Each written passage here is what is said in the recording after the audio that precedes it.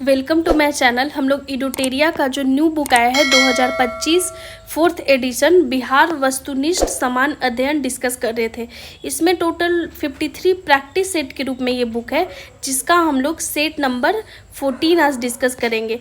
तो 1 से लेके 13 तक सेट ऑलरेडी डिस्कस हो चुका है। तो चलिए स्टार्ट करते हैं सेट नंबर 14 का डिस्कशन।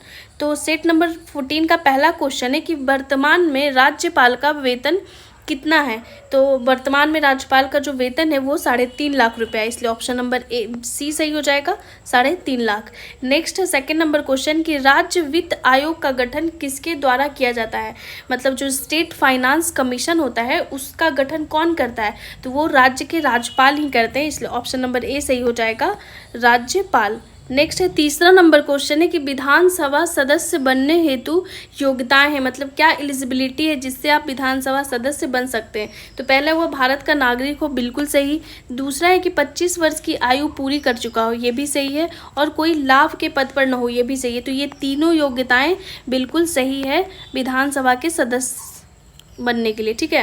नेक्स्ट है चौथा नंबर क्वेश्चन कि विधानसभा के कार्य संचालन हेतु गणपूर्ति कुल सदस्य का कितना होना चाहिए। गणपूर्ति का इंग्लिश हो गया कोरम, ठीक है। कितना मिनिमम होना चाहिए कोरम जिससे विधानसभा का कार्य संचालन हो, ठीक है। तो इसका सही आंसर हो जाएगा 1/10। 1/10 कोरम होना ही चाहिए, जो गणपूर्ति है हिंदी में, तभी विधानसभा का कोई भी जो बिल है, जो भी कुछ है, वो काम होगा स्टार्ट। नेक्स्ट है 5 नंबर क्वेश्चन कि विधान परिषद का कार्यकाल होता है। मतलब जो लेजिस्लेटिव काउंसिल होता है उसका कार्यकाल क्या होता है। तो आपको भी पता है कि जो लेजिस्लेटिव काउंसिल है उसका कार्यकाल डिफाइन नहीं है। बेसिकली उसका जो कार्यकाल होता है वो परमानेंट बॉडी है लेजिस्लेटिव काउंसिल। जैसे कि आप अगर संसद का बात करें तो वहाँ जो राज्यसभा होता है उस तरीके से यहाँ विधान परिषद होता है। तो विधान परिषद का जो कार्यकाल होता है वो परमानेंट होता है, इसका कोई कार्यकाल फिक्स नहीं होता है, ठीक है। इसलिए ऑप्शन नंबर डी सही हो जाएगा, उपयुक्त में से कोई नहीं। अगर यहीं पे रहता कि विधान सभा का कार्यकाल क्या होगा, मतलब इंग्लिश में लेजिस्लेटिव असेंबली का कार्यकाल पूछे तो वो 5 साल हो जाएगा, ठीक है। तो ये फैक्ट आप ध्यान से क्वेश्चन पढ़ के आप याद कीजिएगा। नेक्स्ट है छठा नंबर क्वेश्चन कि बिहार पंचायती राज अधिनियम के अंतर्गत ग्राम पंचायत के गठन हेतु गांव की कितनी जनसंख्या होना अनिवार्य है। मतलब इतना पॉपुलेशन होना ही चाहिए तभी ग्राम पंचायत का गठन होगा। तो ये पूछा कितना पॉपुलेशन पे ग्राम पंचायत का गठन हो सकता है, तो मिनिमम 7,000 का जनसंख्या होना ही चाहिए, तभी ग्राम पंचायत का गठन हो सकता है। ऑप्शन नंबर सी सही है। नेक्स्ट है 7वां नंबर क्वेश्चन कि राज्य महिला आयोग के सदस्यों का कार्यकाल होता है। मतलब जो स्टेट का जो वुमेन कमीशन होता है उसके जो मेंबर होते हैं उनका कार्यकाल कितने साल का होता है, तो मात्र 3 साल के लिए वो लोग अपॉइंट होते हैं। तो ऑप्शन नंबर सी सही हो जाएगा, 3 वर्ष। नेक्स्ट है 8वां नंबर क्वेश्चन कि किस पंचवर्षीय योजना के दौरान बिहार में जयप्रकाश रोजगार गारंटी योजना का आरंभ किया गया था। तो ये 10वीं पंचवर्षीय योजना के दौरान इस योजना का आरंभ किया गया था, इसलिए ऑप्शन नंबर बी सही हो जाएगा, 10वीं। नेक्स्ट है 9 नंबर क्वेश्चन कि निम्नलिखित में से कौन सा जिला पटना प्रमंडल के अंतर्गत आता है। तो पटना प्रमंडल के अंतर्गत आने वाला जिला कैमूर, बक्सर, नालंदा, तीनों पटना प्रमंडल का ही जिला है, इसलिए ऑप्शन नंबर डी सही हो जाएगा, उपयुक्त में से एक से अधिक। आपको पता होना चाहिए कि पटना प्रमंडल में टोटल 6 जिला है, जिसमें से कैमूर, बक्सर, नालंदा और फिर भोजपुर, बक्सर, ठीक है, बक्सर तो है ही।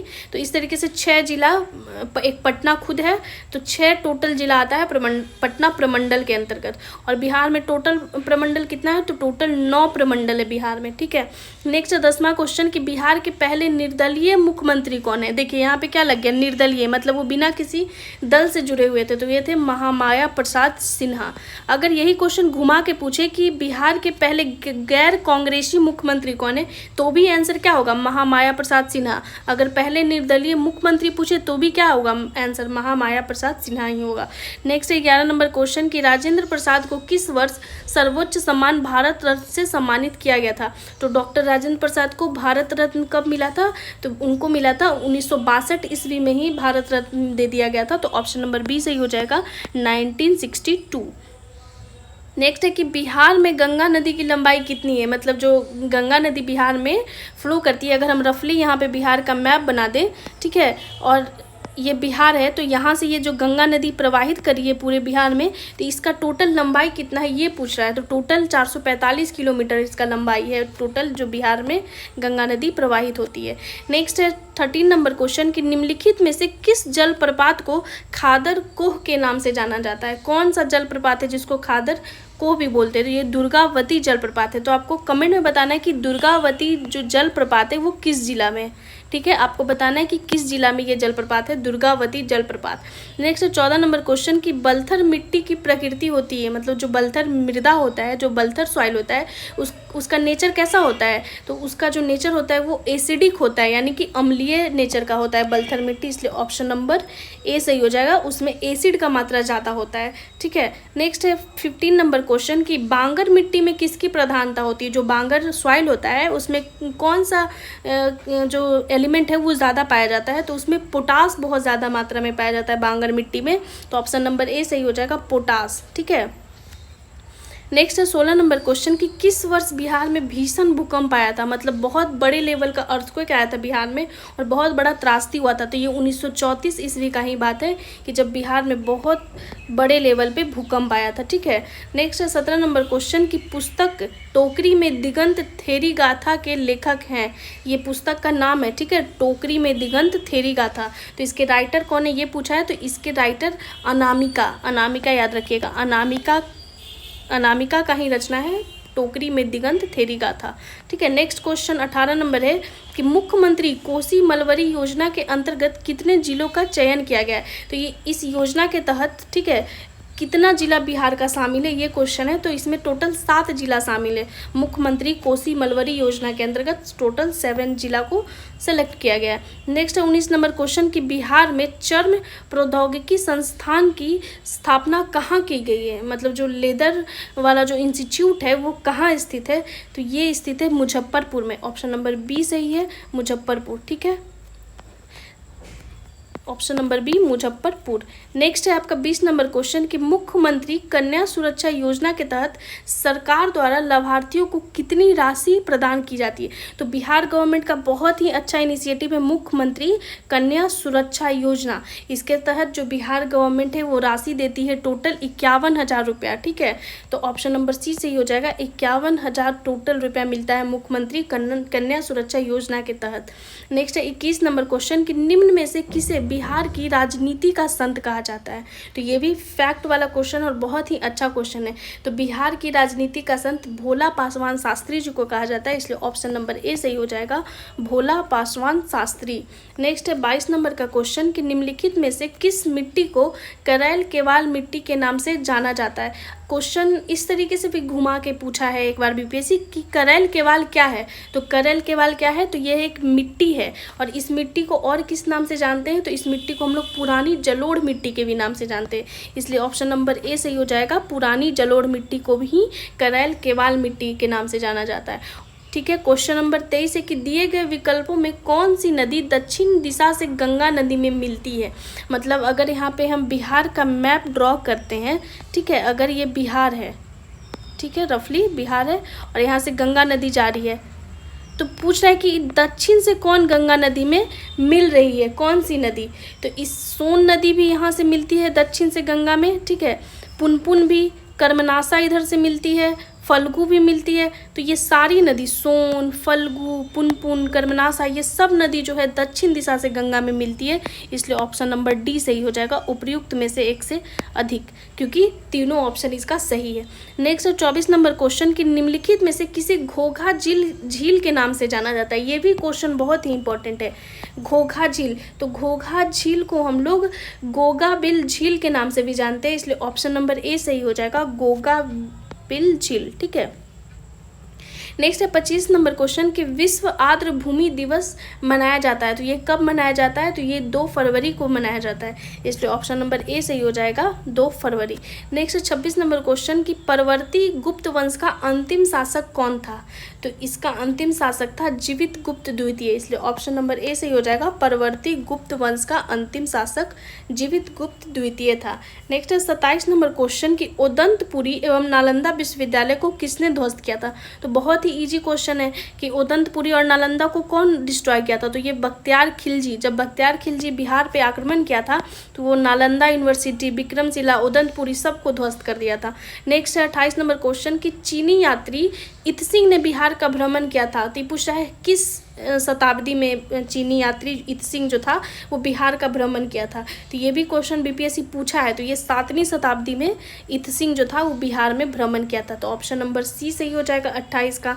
नेक्स्ट है 29 नंबर क्वेश्चन कि नालंदा महाविहार की स्थापना किस गुप्त शासक ने किया था। ये भी क्वेश्चन बीपीएससी हमेशा पूछा है, नालंदा महाविहार का स्थापना किसने किया है, तो नालंदा महाविहार का स्थापना कुमार गुप्त के द्वारा किया गया, इसलिए ऑप्शन नंबर सी सही हो जाएगा कुमार गुप्त। नेक्स्ट है 30 नंबर क्वेश्चन कि पाल वंश के द्वितीय संस्थापक के रूप में जाना जाता है, मतलब जो पाल वंश था उसका दूसरा संस्थापक के रूप में किसे जानते हैं, तो उसे महिपाल प्रथम को जानते हैं। ऑप्शन नंबर 30 का हो जाएगा ए महिपाल प्रथम, ये पाल वंश का द्वितीय संस्थापक के रूप में जाना जाता है। नेक्स्ट है 31 नंबर क्वेश्चन कि देवपाल ने जावा के शासक बालपुत्र देव के अनुरोध पर किस स्थान पर एक बौद्ध महाविहार की देखरेख के लिए 5 गांव अनुदान में दिए थे, तो ये नालंदा इसका सही आंसर है। कि किस स्थान पे बौद्ध महाविहार पूछा है, तो नालंदा में जो शासक था जावा का बालपुत्र देव, वो अनुरोध किया था देवपाल से कि हमें एक बौद्ध महाविहार बनाना है, तो आप हमें ये स्थान पे जगह चाहिए। तो उस समय देवपाल जो थे वो 5 गांव अनुदान के रूप में दे दिए थे। तो कहाँ का ये गांव था, तो ये नालंदा का गांव था, तो ऑप्शन नंबर ए सही हो जाएगा नालंदा। नेक्स्ट है 32 नंबर क्वेश्चन कि मनेर में स्थित मखदूम शाह दौलत का मकबरा बिहार में मुगल स्थापत्य कला का सर्वोत्कृष्ट उदाहरण है। यह मकबरा किसके द्वारा निर्मित करवाया गया था, तो यहाँ पे एक फैक्ट आप ये भी याद कर सकते हैं कि जो मखदूम शाह दौलत का मकबरा है वो बिहार में कहाँ है, तो वो मनेर में स्थित है। ठीक है, बिहार में मनेर में स्थित है। और यह मकबरा किसके द्वारा निर्मित कराया गया था, ये क्वेश्चन पूछा है, तो ये इब्राहिम खान के द्वारा निर्मित कराया गया था, इसलिए ऑप्शन नंबर ए सही हो जाएगा इब्राहिम खान। ठीक है, 33 नंबर क्वेश्चन है कि चीनी यात्री ह्वेनसांग ने किस विश्वविद्यालय में अध्ययन किया था। तो ह्वेनसांग जब आया था बिहार में, ठीक है, वो कहाँ का था, चीन का था। तो वो बिहार के किस विश्वविद्यालय में अध्ययन किया था, तो वो अध्ययन किया था नालंदा यूनिवर्सिटी में, नालंदा विश्वविद्यालय। ऑप्शन नंबर सी सही हो जाएगा नालंदा 33 का। 34 नंबर क्वेश्चन है कि कर्नाट वंश का पूर्णतः अंत हुआ था। कर्नाट वंश से भी क्वेश्चन आता ही आता है, तो किस ईस्वी में है जो कर्नाट वंश एकदम कम्प्लीटली खत्म हो गया था, तो ये 1378 ईस्वी में खत्म हो गया था। तो ऑप्शन नंबर 34 का सी हो जाएगा 1378। ठीक है, नेक्स्ट है 35 नंबर क्वेश्चन कि निम्न में से कौन सल्तनत काल में बिहार का प्रांतपति नहीं रहा था। मतलब कौन था जो सल्तनत काल का व्यक्ति जो बिहार का प्रांतपति नहीं रहा था। क्वेश्चन को ध्यान से पढ़ना है कि नहीं रहा था पूछा है, तो मुवारिज खां जो था वो नहीं रहा था, बाकी हातिम खां, सैफुद्दीन एवं तुआन खां ये सब रहा था, इसलिए ऑप्शन नंबर बी सही हो जाएगा 35 का। ठीक है, नेक्स्ट है आपका 36 नंबर क्वेश्चन कि बिहार राज्य का नाम विहार किसने दिया था। मतलब विहार ये कौन बोला था बिहार को, तो ये बोलने वाला था तुर्क लोग। ठीक है, तो 36 नंबर क्वेश्चन का आंसर हो जाएगा तुर्कों ने बिहार राज्य का नाम बिहार दिया था। नेक्स्ट है 37 नंबर क्वेश्चन कि अमर सिंह को अंग्रेजों द्वारा बंदी बनाकर निम्नलिखित में से किस जेल में रखा गया था। तो अमर सिंह किस आंदोलन से रिलेटेड है, तो 1857 के विद्रोह में अमर सिंह का भी रोल बहुत मतलब ज़्यादा सराहनीय रहा है। तो इसका सही आंसर हो जाएगा गोरखपुर जेल में अमर सिंह को अंग्रेज द्वारा बंदी बना के रख दिया गया था। तो 37 नंबर क्वेश्चन का आंसर हो जाएगा ऑप्शन नंबर बी।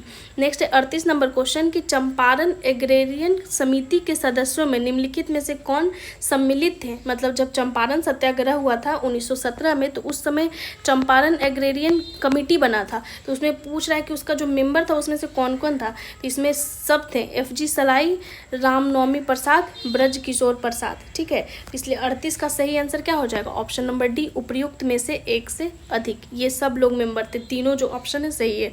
नेक्स्ट है 39 नंबर क्वेश्चन कि वर्ष 1923 में बिहार में स्थापित स्वराज दल के अध्यक्ष निम्नलिखित में से कौन थे। तो स्वराज दल से क्वेश्चन पूछता है। तो जब स्वराज दल 1923 में बना था तो उस समय अध्यक्ष बनाया गया था नारायण प्रसाद को। तो ऑप्शन नंबर ए सही हो जाएगा नारायण प्रसाद। ठीक है, 40 नंबर क्वेश्चन है कि इल्तुतमिश ने किसे बिहार प्रांत में दिल्ली सल्तनत के प्रथम प्रतिनिधि के रूप में नियुक्त किया था। तो ये किसको नियुक्त किया था, तो ये मलिक अलाउद्दीन जानी को, ठीक है, या फिर शॉर्ट फॉर्म में मलिक जानी भी लिखा रहता है ऑप्शन में, तो आप याद रखिएगा। ये दिल्ली सल्तनत का प्रथम प्रतिनिधि के रूप में बिहार प्रांत में नियुक्त हुआ था। कौन नियुक्त किया था, तो इल्तुतमिश इसे नियुक्त किया था, मलिक जानी को, या फिर इसका पूरा नाम है मलिक अलाउद्दीन जानी। नेक्स्ट है 41 नंबर क्वेश्चन की पाटलिपुत्र की शासन व्यवस्था का विस्तृत वर्णन किस विदेशी यात्री के वृत्तांत में मिलता है। ये भी क्वेश्चन बहुत ही अच्छा और पूछा जाता है बहुत अच्छे से, मतलब जो पाटलिपुत्र में जो शासन व्यवस्था था उसका बहुत ही डिटेल वर्णन किया गया है। तो ये कौन विदेशी यात्री ऐसा किया है, तो ये मेघास्थनीज किया है, और अपनी रचना जो इसका रचना था इंडिका में ये बहुत ही अच्छे तरीके से पाटलिपुत्र के शासन व्यवस्था का जिक्र किया है, इसलिए ऑप्शन नंबर सी सही हो जाएगा, मेघास्थनीज के द्वारा, ठीक है। और इसका रचना था इंडिका, एग्जाम में पूछा है, ठीक है, इंडिका किसकी रचना है। नेक्स्ट है 42 नंबर क्वेश्चन कि मगध में प्रथम ब्राह्मण राज्य स्थापित किया था। जो मगध वाला एरिया था उसमें पहली बार मतलब प्रथम ब्राह्मण राज्य किसने स्थापित किया था, ये क्वेश्चन है। तो ये पुष्यमित्र शुंग के द्वारा ऐसा किया गया था, इसलिए ऑप्शन नंबर क्या हो जाएगा, सी हो जाएगा, पुष्यमित्र, ठीक है। नेक्स्ट है 43 नंबर क्वेश्चन कि चंद्रगुप्त मौर्य की पहचान सैंड्रोकोटस के रूप में किसने किया था। ये भी क्वेश्चन एग्जाम में पूछा गया है कि चंद्रगुप्त मौर्य की जो पहचान हुई है वो सैंड्रोकोटस के रूप में हुई है। तो ये कौन इसकी पहचान किया, तो ये सर विलियम जोन्स जो था वो पहचान किया था कि जो सैंड्रोकोटस लिखा हुआ है वो चंद्रगुप्त मौर्य को ही कहा गया है। नेक्स्ट 44 नंबर क्वेश्चन कि मौर्यकालीन शासन व्यवस्था कितने प्रांतीय भागों में विभक्त था। मतलब जो मौर्यन एडमिनिस्ट्रेशन था वो कितने प्रांत में पूरे बिहार को या फिर अपने व्यवस्था को बांट के अपना शासन करता था। तो टोटल 5 प्रांत में उसको बांटा था, ठीक है। तो ऑप्शन नंबर बी सही है, मौर्यकालीन शासन व्यवस्था 5 प्रांत में विभक्त था। नेक्स्ट 45 नंबर क्वेश्चन कि अशोक ने कलिंग पर कब आक्रमण किया। ये भी क्वेश्चन अशोक से बहुत ही इंपॉर्टेंट है। जो कलिंग युद्ध होता है, जब अशोक जो कलिंग पे युद्ध आक्रमण करता है तो वो कब किया था, ये क्वेश्चन है। तो ये 261 ईसा पूर्व में ही ये आक्रमण हुआ था, इसलिए 261 ईसा पूर्व ऑप्शन नंबर बी सही हो जाएगा 45 का। नेक्स्ट है कि किस जैन संगीति के बाद जैन धर्म दिगंबर एवं श्वेतांबर में विभाजित हो गया था। मतलब कौन नंबर का जैन संगीति था जिसके बाद जैन धर्म 2 वर्ग में विभाजित हो गया था, एक दिगंबर हो गया था और एक श्वेतांबर में विभाजित हो गया था। तो ये जो विभाजन हुआ था ये प्रथम जैन संगीति में ही हो गया था। तो ऑप्शन नंबर ए सही हो जाएगा, प्रथम जैन संगीति में ही ये 2 भागों में बट गया था, दिगंबर और श्वेतांबर में। नेक्स्ट है 47 नंबर क्वेश्चन कि बिहार के किन क्षेत्रों तक अंग महाजनपद का विस्तार था। तो आपको पता है कि बिहार में 3 महाजनपद था, तो अंग महाजनपद का विस्तार पूछा गया है कि ये कहाँ था। तो ये भागलपुर मुंगेर वाले एरिया में ये महाजनपद फैला हुआ था। तो ऑप्शन नंबर ए सही हो जाएगा, अंग। टोटल 3 महाजनपद बिहार में मिलते हैं, एक है मगध, दूसरा है अंग, तीसरा वज्जी, ठीक है। नेक्स्ट है 48 नंबर क्वेश्चन कि बृहद्रथ वंश के सबसे प्रतापी राजा कौन थे। तो ये क्वेश्चन पूछ सकता है। तो जो बृहद्रथ वंश था उसका सबसे प्रतापी जो राजा था वो जरासंध था, इसलिए ऑप्शन नंबर ए सही हो जाएगा, जरासंध। नेक्स्ट क्वेश्चन है 49 नंबर क्वेश्चन कि हर्यक वंश का अंतिम शासक कौन था। जब हर्यक वंश खत्म होता है तो कौन सा वंश आता है, तो हर्यक के बाद आता है शिशुनाग वंश। तो उस समय कौन था हर्यक वंश का सबसे लास्ट शासक, तो वो था नागदशक। और इसी नागदशक को शिशुनाग मार के शिशुनाग वंश का स्थापना कर देता है। तो सबसे लास्ट शासक कौन हो जाएगा, नागदशक हो जाएगा हर्यक वंश का। और जब नागदशक मरता है तो शिशुनाग वंश का स्थापना कर देता है। तो ये क्रम भी पूछता है कि हर्यक वंश के बाद कौन सा शासन आया था, तो शिशुनाग के बाद नंद के बाद मौर्य, ठीक है। तो आप ये याद रखिएगा। नेक्स्ट है 50 नंबर क्वेश्चन, ये सेट का सबसे लास्ट क्वेश्चन है क्योंकि 50 क्वेश्चन का एक सेट है। तो निम्न में से किस स्थान से अशोक के स्तंभ लेख प्राप्त हुए हैं। तो ये किस स्थान से प्राप्त हुए हैं, तो ये चंपारण से प्राप्त हुआ है। चंपारण जिला से अशोक का स्तंभ लेख प्राप्त हुआ है, तो ऑप्शन नंबर सी सही हो जाएगा। तो इस तरीके से 50 क्वेश्चन का सेट खत्म होता है, सेट नंबर 14। टोटल 50 क्वेश्चन का सेट है। तो अगर आपको ये सीरीज अच्छा लगता है तो ज़्यादा से ज़्यादा लाइक कीजिए, शेयर कीजिए, सब्सक्राइब कीजिए। Thank you so much.